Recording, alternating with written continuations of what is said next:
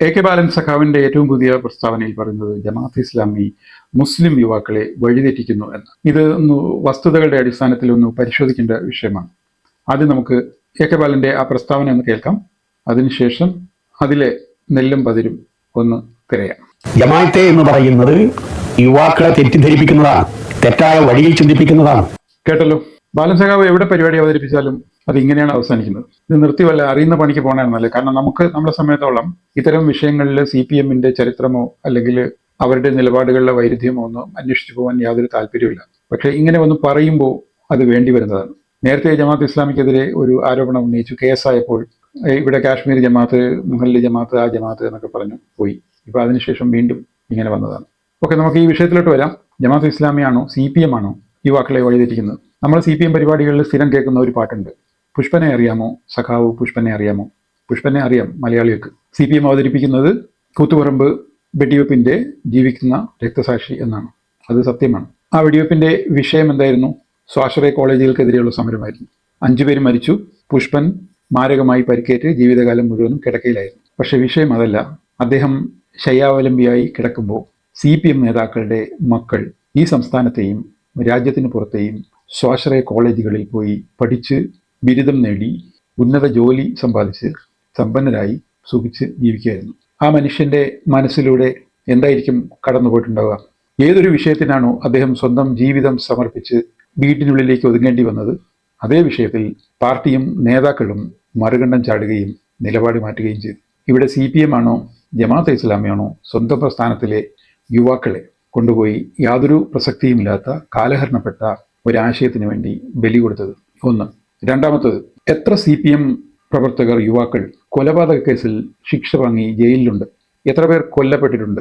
എത്ര CPM പ്രവർത്തകരുടെ മക്കൾ അനാഥമായിട്ടുണ്ട്, ഭാര്യമാർ വിധവകളായിട്ടുണ്ട്? ഈ വിഷയത്തിൽ എന്താണ് ജമാഅത്തെ ഇസ്ലാമിയുടെ റെക്കോർഡ്? എത്ര CPM പ്രവർത്തകർ ആക്രമണ കേസുകളിൽ വാഹനങ്ങളും വ്യാപാര സ്ഥാപനങ്ങളും അടിച്ചു തകർക്കുകയും വിദ്യാഭ്യാസ സ്ഥാപനങ്ങളിൽ ആക്രമണം അഴിച്ചുവിടുകയും കൊലപാതകം ഉൾപ്പെടെ നടത്തുകയും കൊല്ലപ്പെടുകയും ചെയ്തിട്ടുണ്ട്? ഈ വിഷയത്തിൽ ജമാഅത്തെ ഇസ്ലാമിക്കും വിദ്യാർത്ഥി സംഘടനകളും യുവജന വിഭാഗവും ഒക്കെയുണ്ട്. അതിൽ ഏതെങ്കിലും ഒരു വ്യക്തിയുടെ കൈകൊണ്ട് മറ്റൊരാൾക്ക് പോറലേറ്റ ഒരു സംഭവം ഈ സംസ്ഥാനത്തോ രാജ്യത്തോ കഴിഞ്ഞ 75-ലേറെ വർഷത്തെ ചരിത്രത്തിൽ എവിടെയെങ്കിലും ചൂണ്ടിക്കാണിക്കാൻ CPM-മാർക്ക് സാധിക്കുമോ?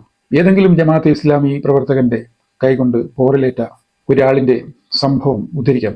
ഈ വിഷയത്തിൽ എന്താണ് CPM-ന്റെ അവസ്ഥ? CPM-ന്റെ യുവാക്കളെ ആ പ്രസ്ഥാനം എവിടെയാണ് കൊണ്ടുപോയത്? എത്ര പേർ കൊല്ലപ്പെട്ടു?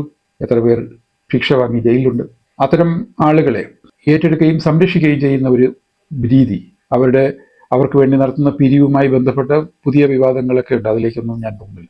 യുവാക്കളെ വഴിതെറ്റിക്കുന്നു എന്ന വിഷയത്തിൽ മാത്രം നിന്നാൽ ഇത്തരം ഏതെങ്കിലും രീതിയിൽ ജമാഅത്തെ ഇസ്ലാമി അതിൻ്റെ ഏതെങ്കിലും പ്രവർത്തകനെ, അതിലുള്ള ഒരു യുവാവിനെ വഴിതെറ്റിക്കുകയും ഇതുപോലെ ഏതെങ്കിലും അപകടത്തിൽപ്പെടുകയും ചെയ്യുന്ന ഏതെങ്കിലും ഒരു സംഭവം CPM-നോ മറ്റാർക്കെങ്കിലുമോ ചൂണ്ടിക്കാണിക്കാൻ സാധിക്കുമോ? അപ്പോൾ ബാലൻ സഖാവ് വെറുതെ വന്ന് ചൊറിഞ്ഞിട്ട് വാങ്ങരുത്.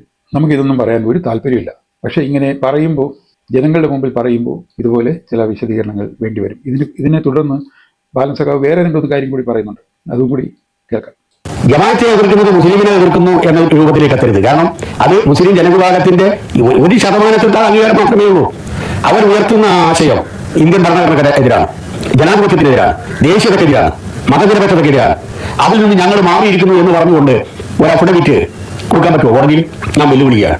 ഒന്നാമതായി, ഈ വെറും 1% മാത്രം ഉള്ള ആൾക്കാർക്ക് വേണ്ടി എന്തിനാണ് CPM നേതാക്കളും ആ പാർട്ടിയും ഇത്രയും എനർജി പാഴിക്കളയുന്നത്? ജസ്റ്റ് അങ്ങ് അവഗണിച്ചാൽ പോരെ? രണ്ടാമതൊരു വെല്ലുവിളി നടത്തിയിട്ടുണ്ട് ബാലൻ സഖാവ്. വെല്ലുവിളിക്കുന്ന സമയം കൊണ്ട് പഴയ പത്രങ്ങളൊക്കെ ഒന്ന് വായിച്ചാൽ മതി. ജമാഅത്തെ ഇസ്ലാമി രാജ്യത്തെ ഭരണഘടനയ്ക്കും ദേശീയതയ്ക്കും മതേതരത്വത്തിനും ഒക്കെ എതിരാണെങ്കിൽ വളരെ നിസ്സാരമാണ്. ആ തെളിവുകൾ ഉൾപ്പെടെ കോടതി സമീപിച്ചാൽ ഈ പ്രസ്ഥാനത്തിനെ നിരോധിക്കാൻ കഴിയും, പ്രസ്ഥാനത്തിനെ പൂർണ്ണമായി ഇല്ലാതാക്കാൻ കഴിയും. ഒരു രാജ്യത്തെ ഭരണഘടനയ്ക്കും അവിടുത്തെ വ്യവസ്ഥയ്ക്കും എതിരായി പ്രവർത്തിക്കുന്നുവെങ്കിൽ അതിന്റെ തെളിവ് കയ്യിലുണ്ടെങ്കിൽ പത്രസമ്മേളനത്തിൽ പറയുകയല്ല, കോടതിയെ സമീപിക്കുകയാണ് ചെയ്യേണ്ടത്. എന്താ അത് ചെയ്യാത്തത്? സഖാവ് പറയുന്നത് കോടതിക്ക് അഫിഡവിറ്റ് കൊടുക്കാം. അത് കൊടുത്തിട്ടുണ്ട് സഖാവ്. അതാണ് ഞാൻ പഴയ പത്രമൊക്കെ ഒന്ന് വായിക്കാൻ പറഞ്ഞത്. മുമ്പ് കോടതി സംഘടനയെ നിരോധിച്ചപ്പോൾ സംഘടനയെ നിരോധിച്ചു, ഇത്ര മാത്രമേ മീഡിയകൾ പറയാറുള്ളൂ. പിന്നെ അതിനുശേഷം എന്ത് സംഭവിച്ചു എന്ന് പറയാറില്ല.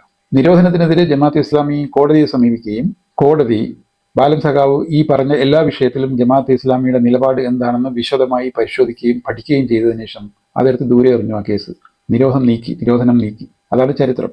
വെല്ലുവിളിക്കുന്ന സമയത്ത് പഴയ കാര്യങ്ങളൊക്കെ ഒന്ന് പഠിച്ചാൽ മതി. ഇനി അതിനുശേഷം പുതിയ എന്തെങ്കിലും തെളിവ് സഖാവിന്റെ കയ്യിലുണ്ടെങ്കിൽ സഖാവിന് കോടതിയെ സമീപിക്കാം. ജനങ്ങളോട് വന്ന് പത്രസമ്മേളനത്തിൽ ഇങ്ങനെ പറഞ്ഞിട്ട് എന്താ കാര്യം? ഈ ശല്യം അങ്ങ് ഒഴിവാകുമല്ലോ, ഉള്ള തെളിവുമായി കോടതിയെ സമീപിച്ചാൽ പോരെ. അപ്പോൾ ജനങ്ങൾ വിഡ്ഢികളാണെന്ന് കരുതരുത്. ഓക്കെ, സഖാവും അതുപോലെയുള്ള ആൾക്കാരും ഓർക്കേണ്ടത് മലയാളികൾ വിഡ്ഢികളല്ല. ഇതേ കാര്യം പറഞ്ഞ് 5 തെരഞ്ഞെടുപ്പ് നിങ്ങൾ തോറ്റു കഴിഞ്ഞു. 2 ലോക്സഭാ തെരഞ്ഞെടുപ്പ്, 2 ഉപതെരഞ്ഞെടുപ്പ്, പിന്നെ ലോക്കൽ ബോഡി. 5 തെരഞ്ഞെടുപ്പിൽ തോറ്റിട്ടും പഠിക്കാത്ത, പരാജയപ്പെട്ട മറുപടി വീണ്ടും എഴുതി ജനങ്ങളുടെ മുമ്പിൽ ഇങ്ങനെ പരിഹാസ്യരാവുക എന്നതാണ് നിങ്ങളുടെ യോഗം.